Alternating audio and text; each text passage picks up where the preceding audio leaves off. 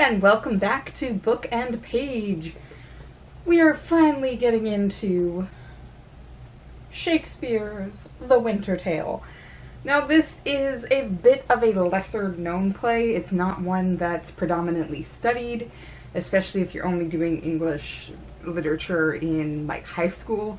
You're gonna get a lot more of your Hamlets and your Romeo and Juliets there than The Winter's Tale. In fact, I didn't study this one until I think fourth year, because if my memory serves, this was the play we were messing around with, along with Dr. Faustus, when we accidentally summoned a demon. So, let's jump right into it with Act 1 today. Act 1 is relatively short. There's an extremely short Act 1, Scene 1, and then a bit of a longer Act 1, Scene 2 that's going to give us the basis of all our action. So, we'll do a summary of all of that first, and then talk about things in a little more depth. But not about demons, though, because not actually relevant for this particular play. So, Act 1, Scene 1, like I said, is very brief. We actually get two servants of two kings entering and chatting with each other very quickly. And these are servants of the king of Sicily. I think most English pronunciations, it's something like Sicily, but it's not modern Sicily. It seems to be referring more to the Roman version of it. And it's written like this, so it's not modern Sicily or that type of pronunciation. Sicily. I might just call it Sicily to make things easier on us. Sorry in advance. I'm terrible at these names, except one for obvious reasons later on. And the king of Sicily is actually Leontus. We're gonna call him Leontus. God, Shakespeare. No. I need a pronunciation guide, I swear. And, of course, the king of Bohemia. Bohemia, we all know from Rent. Polonius, who seem to be either having grown up together, they might actually be brothers, they're at least really close, and the countries or territories that they control, we are told in this first part, are also very close. They've been trained together like young trees, growing entwined since they were young. Things are gonna go poorly. It's a Shakespearean play. And we're told that Polonius is finally off to visit Leontus for the summer. Like I said, very quick first scene, and then we get into Act 1, Scene 2, which then actually skips towards the end of this summer visit. Yeah, we skip the entire thing that you probably think is going to be the action, is this visit, but we're skipping to the end because a lot of things are happening. Well, again, we get a bit of discussion about how Leontus and Polonius grew up together and were very close. For the most part, the discussion then turns to the fact that Polonius needs to return to his kingdom. But Leontus asks him not to.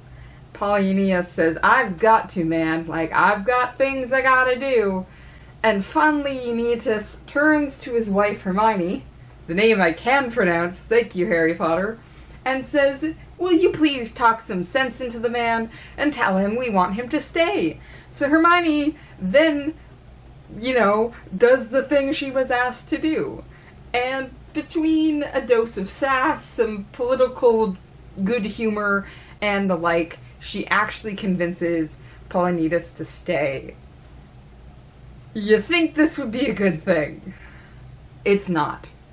Polonius and then Hermione go walking in the garden after Leontus prompts them to do so, and Leontus and his son, a name that, again, I'm gonna keep calling Maximilian because I'm gonna pronounce it that terribly wrong.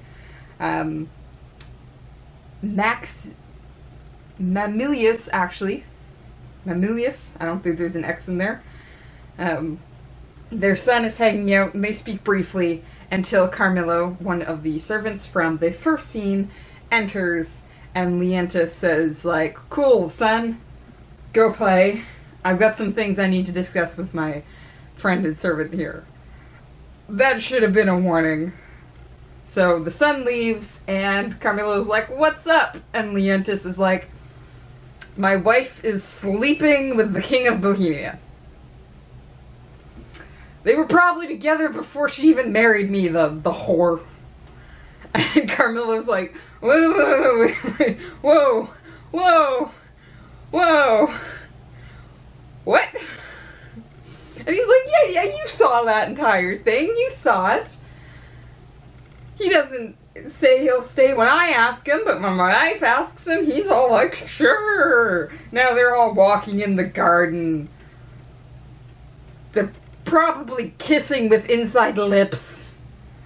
She's probably riding him like a horse, and Carmilo's like, because what else do you do when your king's just like, yeah, I'm pretty sure my brother is sleeping with my wife, and I hate it, and I want them both dead. So eventually, Leontis just keeps going. Like, the majority of Act 1, Scene 2 is Leontis just harping on this supposed relationship that Carmilo finally goes like, okay, I have to see it from your perspective. If it's gonna make this better, I will kill the king of Bohemia. I'm supposed to be his cupbearer at the next feast. I'll poison the cup. This can end.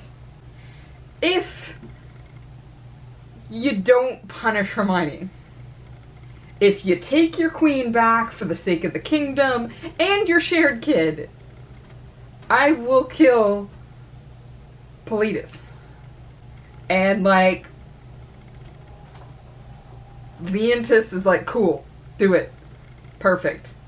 And he leaves, saying that he's going to treat his brother kindly so not to make him suspicious.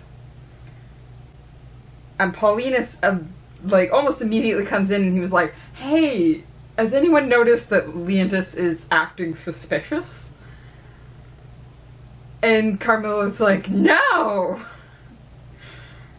What do you mean suspicious? No one's acting suspicious. What are you talking about? I'm not planning anything. Get out.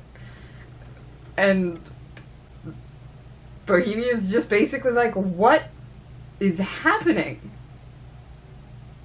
Carmilo, you have to tell me something is wrong. And Carmilo does finally admit, Leontis thinks you're sleeping with his wife.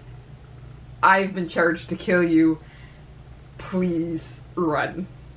And Paulinus, probably with, like, so much more self-preservation than a lot of characters and a lot of other texts, goes, yes, my ships are ready. My country's been waiting for me for like 2 days. I'm gonna go now. And that's the end of the first act of this play. Oh God. Oh. Some people might be thinking, you're getting overly emotional with this. Yeah! Yeah, I am! Yeah, I am! Like, this play, which is not considered, again, one of Shakespeare's big ones that everybody reads and watches, speaks so much to this toxic masculinity that survives in our literature even today. Which is to say that once this guy has his outcomes drawn, there is literally nothing, especially Hermione, his wife, can do to prove him wrong. Like, Leontis has this idea from the beginning, we're told, that he is sure his brother and his wife are sleeping together. I'm going to say brother again. I'm not sure. Shakespearean language, pretty hard to delve into, but we've been told that they grew up together, really close, from the beginning.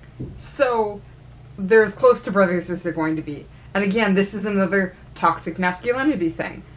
And this is another type of relationship that ultimately we're told is supposed to be really dangerous. The other relationship, male relationship, that we've been told about this before, especially in Shakespearean plays, like Hamlet, is the concern of younger men overthrowing the older men.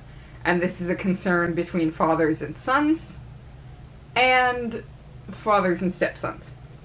Usually fathers and nephews, it's a more positive relationship, because we can guarantee that the boy is related to the man if it's his sister's kids, because we know the sister had the kids.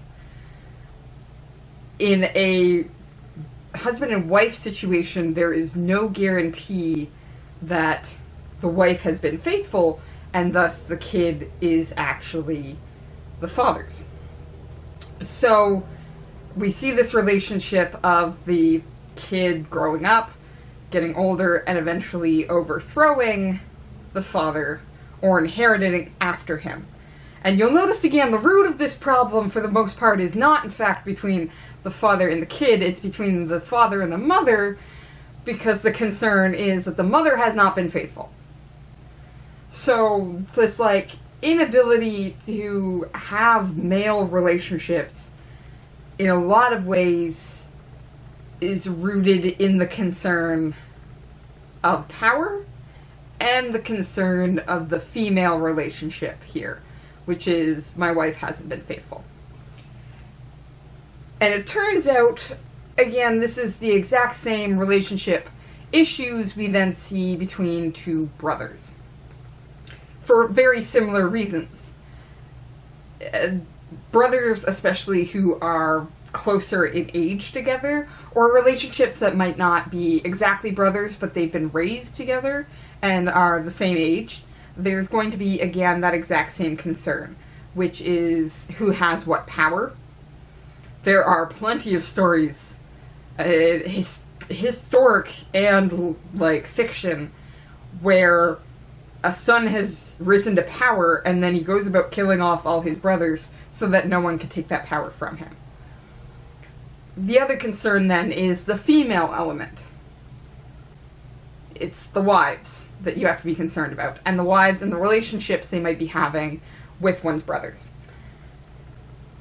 And I hate to say it, but again, this is a concern that sticks around even till today.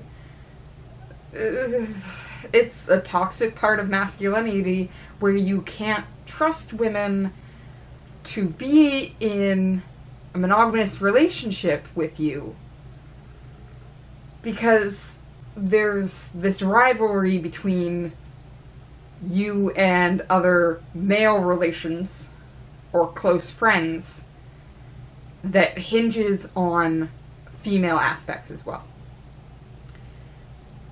And this isn't just like a new relationship that Leontis is concerned about. We actually get him telling Carmillo that he is sure this has been happening since prior to his betrothal to her. And we're told this in terms that, again, you really get the sense that Leontis here has figured it out in his head and he's not changing his mind, because, man, the wording he uses, especially in regards to his wife, you're just kind of like,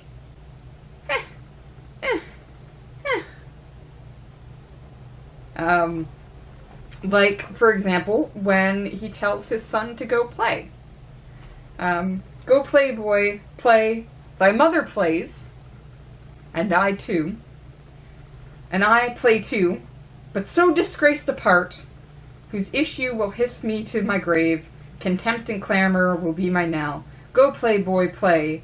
There have been, or I am much deceived, cuckolds ere now, and many a man there is, even at this present. Now will I speak this holds my wife by the arm, that little thinks she has been sluiced in absence, and his pond fished by the next neighbour, by Sir Smile his neighbour, nay, their comfort in it, whilst other men's have gates, and those gates opened as mine against their will, should all despair that they have revolted wives, the tenth of mankind would hang themselves. Physics for their none, it is the body planet that will strike where 'tis prompt, and 'tis powerful to think, from east, west, north, and south, be it concluded, no barrico for thy belly. Know it, we're leaded in out the enemy, with bag and baggage, many a thousands on it, have the disease and feel it not. Jesus! Let's break that down a little bit, because like I said, it's terms here, but terms for the most part against the women in these. He calls the men men. He even gives them titles, Sir Smile. He just knighted that dude that's apparently bonking his neighbor's wife. But the women here don't get the humanization. Again, we get some, like, just, like, talking about how many men are going at his wife. She's been slooshed in our absence. His pond fished in by the next neighbor. And suddenly again, the woman disappears. It's property, right? His pond, his yard that has a gate, revolted wives that should hang themselves, like. And his sympathy then is for all the men who are cuckolds. And if you're wondering what cuckoldry or cuckold refers to, it is a man who is married whose wife is sleeping around. He is the cuckold. And oftentimes, if you're curious in art and performances, a cuckold will often be seen with horns on his head. Usually deer horns. So, if you hear about a man bragging that he's about to put horns on somebody's head, it usually means he's about to sleep with his wife. But, again, that's not referred to here. We don't actually get the dehumanizing of the men here. We get the dehumanizing of the women. While Sir Smile, even though he is sleeping with somebody else's wife, gets the title, it's immediately after the woman's been called a fish pond. Cool. How they should go hang themselves, bag and baggage, property with gates. Like, all of these terms are referring to the woman here, so the woman fully disappears then. But the men are relatable. They're still knights, and in fact, those poor men, the thousands, have this disease and don't necessarily feel it, because the women are crafty and sneak around, and the men aren't aware of what's happening. And in talking about all of these things, we do get some recognizably human language here when talking about a woman, where she isn't property, but it's definitely the shaming type of language. My wife is slippery. If thou wilt confess, or else be pugnantly negative, to have nor eyes, nor ears, nor thought, then say, my wife's a hobby horse, deserves a name as rank as any flax wench that puts to before her troth plight, say it and justify it. Hobby horse and flax wench. Ugh. And I hate to say it, but it kind of gets worse. Because what we're seeing here is not just Leontis shaming his wife because he thinks that she's unfaithful. We are seeing something far more systematic than that, which is Leontis's right to her as the husband. And an assumption of womanhood, which is either subservient to the husband or open to all men. Because that whole flax wench thing that's a general term. Or she's like any other wench on a farm, just plowing fields. Like, that's an overall assumption of womanhood. It's sounding a whole lot like some really concerning groups on today's internet.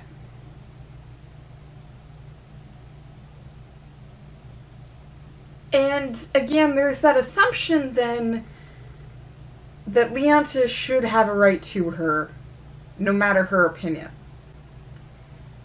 Because the line about my wife's a hobby horse, deserves a name as rank as any flax wench who puts two before her trough plight, say it and justify it. And again, this is why reading the footnotes is really important. Because what he's actually saying here is the moment that they've betrothed to each other. This is not wedding yet. This is basically families have set them up and said, okay, you two are going to marry. Then if you read the notes that betrothal is the point where legally the man is given sexual privileges.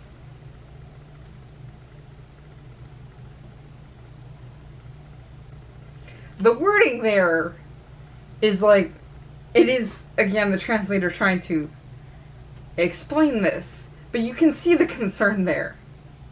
I am betrothed to you, so I have the privilege and the right. Like, there is this bigger concern that historically is more applicable back then. Unfortunately, there was an era where women were property, and husbands did consider themselves having the right to plow one's fields. But Leontis is here pointing to that fact in the worst terms, which is Hermione has no agency. She is just a piece of property that I have my right to and nobody else does. That would be bad enough. Again, I feel like there's just layers that we're adding to here. That would be bad enough if it wasn't for the fact, oh God, he's doing it on purpose. And I read this section earlier in speaking to his son, telling him to go play. How his mother is playing too, and so too am I. And that is then a full admission that Leontis is making this a game. He's the one that we're seeing pushing Hermione to ask Polonius to stay, is pushing them to go walking in the garden. He has got a narrative in his head, and he's forcing people to play it out.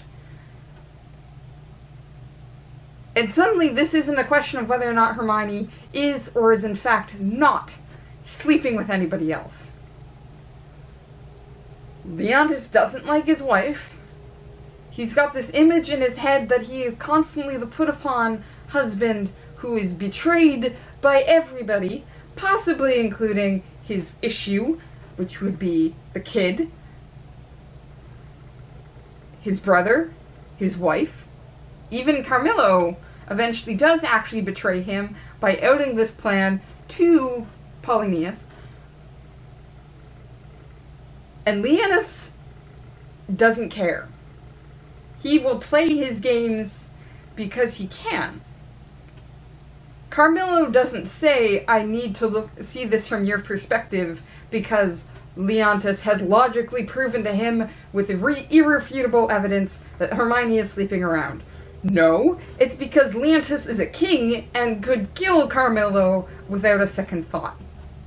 Carmillo actually agreeing here is trying to damage control by saying, look, if I take out the guy, then you have to take your wife back. Because he recognizes if he doesn't help here, then we could have at least 2 bodies littering the stage. And what's worse is Shakespeare points out how much worse it can get even before we have this conversation. We don't walk in on these folks talking to each other and Leontes going off in a rant about how Hermione and his brother are sleeping together. No, we start with a very brief scene of Carmillo talking to another servant about the fact that these men are kings. This is not actually a private endeavor. These men are kings. They have kingdoms. Shakespeare, in starting the play, not with the people, but their positions and titles, is saying, hey, look who might go to war over this private concern. Leontes' refusal to see women as anything but property, and Hermione as his own property, is literally risking how many lives? Thousands. 2 kingdoms going to war, because if Leontes does in fact kill the king of Bohemia, guaranteed there's some people in Bohemia going, what? You're telling me our king just dropped dead at your feast? I don't believe you. And especially with the fact that Leontes is apparently not a great actor. Like, he's like, yeah, I'll be nice to him so that he doesn't suspect anything. And Polonius immediately comes in just like, yeah, he said some nice things, but just the sneer on his face and the look in his eyes says, like, something's wrong. There is no way that Leontes could successfully kill the king of Bohemia and just have nobody question it.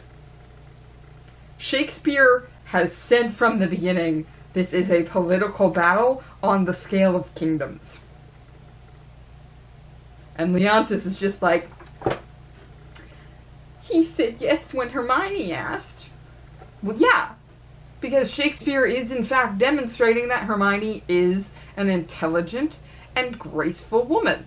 She is a queen. When she asks Polonius to say, he originally says no, she pulls out the wit and charm. She jokes about, will I make you a prisoner or a guest? She shows that she understands the politics of those 2 relationships. She's joking with him. She's charming. She's what a queen is supposed to be because her husband looked at her and said, I want him to stay, convince him. And what's kind of awful about all of this is there are so many stories like this that either go far, far worse than what The Winter's Tale is going to do, or somehow convince you that these type of relationships with each other are actually romantic. And I can't tell you which one is actually worse. Because ultimately, and again, Shakespeare seems to be pointing to this. He talks about the fact how these 2 men never sinned before they met their wives. Well, that's a reference again to the fact that in the story of Adam and Eve, it is Eve who causes the fall. Women are somehow the antithesis of all sin that men then fall into. And this is coming from the king we're supposed to like, because he's not plotting to kill his brother. Leontes then paints an even darker picture with a discussion of these romantic tropes that you see in places like Shakespeare and other ways. Never had I had such a moment of like, oh god, it's Romeo and Juliet. When Camillo starts to try and deny this, Leontes says, is whispering nothing? Is leaning cheek to cheek? Is meeting noses? Kissing with inside lip? stopping the career of laughter with a sigh? A note of infallible, breaking honesty, horsing foot on foot, skulking in corners, wishing clocks more swift, hours, minutes, noon, midnight? And all eyes blind with the pin and web but theirs only that could be unseen by wicked.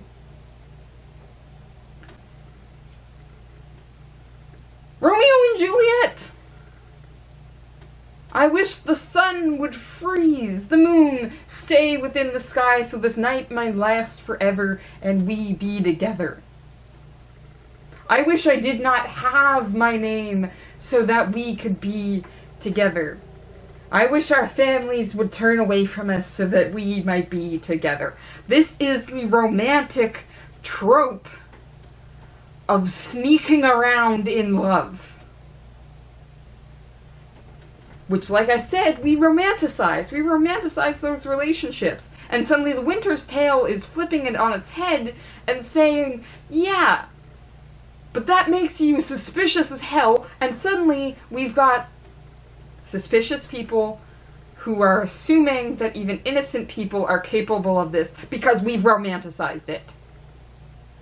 Obviously, all women are whores because Eve was one and so was Juliet. And everyone wants to be Juliet. Oh, God. Like, this is just gonna go poorly. Because, like I said, even the ones that go poorly are romanticized. And I'm not just talking Romeo and Juliet where they both end up dead. Spoiler alert. I am talking about things like the love triangle between King Arthur, Guinevere, and Lancelot. That's the type of love we should want. Where you will betray your king for the woman or man that you love. No wonder everybody else is suspicious. These are not really super healthy forms of love. Shakespeare is aware of it. Like, he is making fun of some of the tropes that he uses to his advantage. Well, oh, that started us in a bad place, and it's gonna get worse before it gets better. So, I'm gonna keep reading, and I hope you do too. See you next time.